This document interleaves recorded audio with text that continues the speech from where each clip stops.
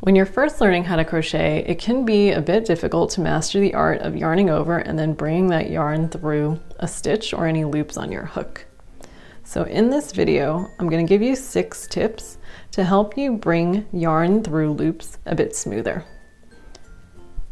So the first tip I want to give you is about what to do as you approach the stitch. So I'm going to be doing single crochet stitches throughout this video since that's one of the most basic stitches.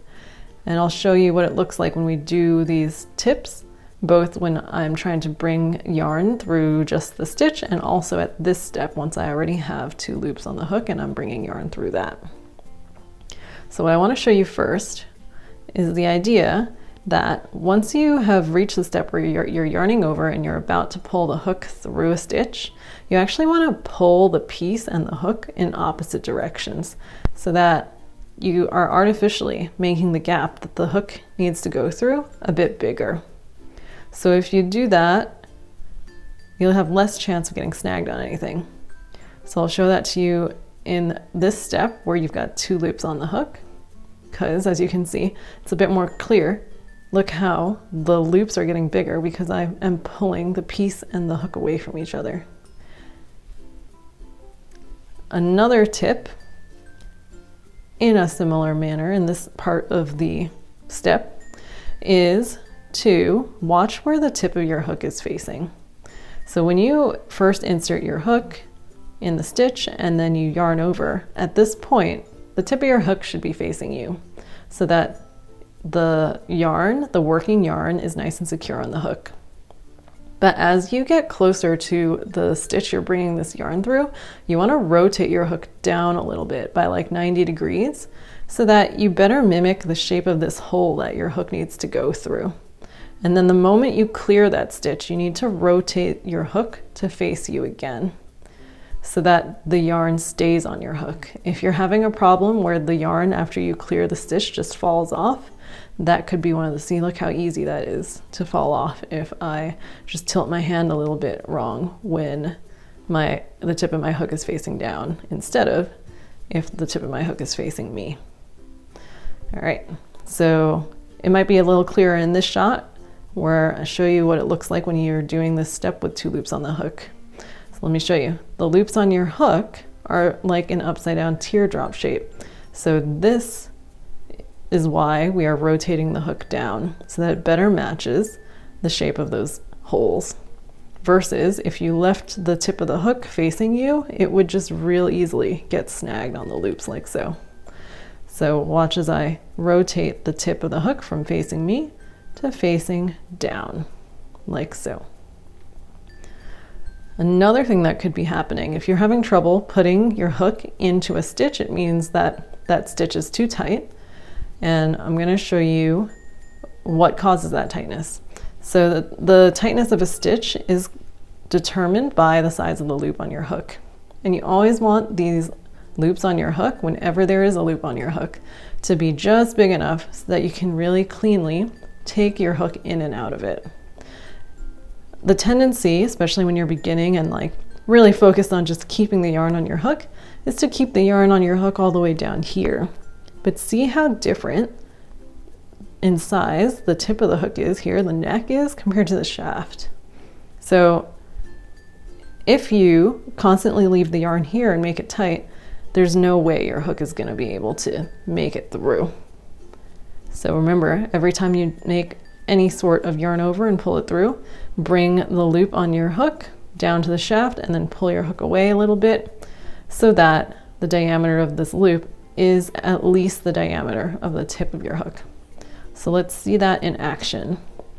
So I'm gonna put my hook in a stitch, yarn over, bring the yarn through. This is precisely the step that sometimes beginners focus too much on and then forget to make these loops looser. So don't leave that new loop you just made at the tip of your hook. You wanna move your hook over and bring the loop down your hook and also pull your hook away from you a little bit to make that loop a little bit bigger. So now when you do this final step of yarning over and pulling through, it can cleanly go through both loops. Another common problem people have is that the working yarn keeps slipping off when they're trying to bring the yarn through. And that could be from a number of reasons. So one is check the way that you're holding your yarn. Make sure that the working yarn is draped ideally in the inner half, I guess, of the bottom half of your index finger. So down here and not out here. Out here, it's going to be a lot easier for that yarn to fall off like so.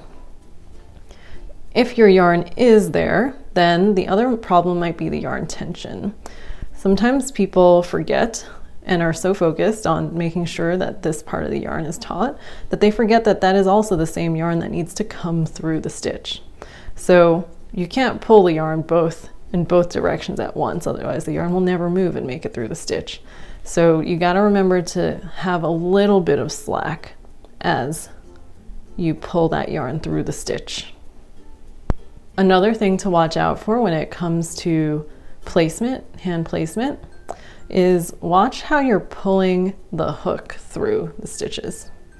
So when you're just beginning, you really want to just get that yarn through in any way possible, but you want to try to, one, relax, because the more that you fidget and get tight, the tighter and messier everything's going to become. But two, you want to pull the hook in as flat of a plane as possible. And this tip is mostly about this step. When you have 2 loops on your hook, or however many loops on your hook, not like a stitch on your hook, and then you want to bring yarn through it. So what you want to do is make sure that you're pulling your hook parallel to your body. Because what we're trying to do, let me show you that again, is clear basically this tunnel that's created by these 2 loops. Sometimes people are focusing really hard and then start trying to pull their hook up this way or down this way instead of just parallel to their body. And that's when the hook can more easily get snagged. And usually if it gets snagged, it's gonna, in that situation, it gets snagged within yarn. So it like splits yarn and then frays it. The last tip I want to give you is about what you do when your hook gets snagged on something. So you're making the crochet stitch correctly if there's not much resistance when you're pulling yarn through loops.